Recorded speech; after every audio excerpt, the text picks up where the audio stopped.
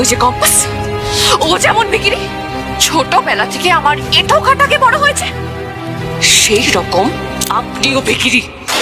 Compass সিরিয়ালে আজকের পর্বে দেখা যাবে বিহান মোনালিসাকে বলে, আমি ভেবেছিলাম তুমি ভালো হয়ে গেছো, কিন্তু না, আমি তোমাকে ঘেন্না করি। এই কথা শুনে মোনালিসা প্রান্তিককে ভিখিরি বলে অপমান করে, তার সাথে কম্পাসকেও একই কথা বলে।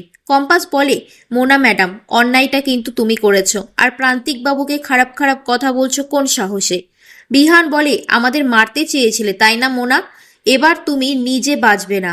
তারপর মোনা প্রান্তিককে বলে, আপনার তো বাবা মা নেই, জানি না কোন রক্ত আপনার শরীরে বইছে। এ কথা শুনে প্রান্তিক রেগে সিঁদুরের বাটিটা মোনালিসার দিকে ছুঁড়ে দেয়। সেই সিঁদুর গিয়ে মোনালিসার ঠিক মাথাতে এবং সিঁথি রাঙা হয়ে ওঠে। ঠাকুর মশাই বলে, সঠিক সময়ে সঠিক লগ্নে ঠাকুরের সামনে এই বিয়ে সম্পন্ন হয়েছে। মোনা বলে, এটা আপনি কি করলেন? আমি এই বিয়ে মানি না, সিঁদুর আমি মুছে দেব।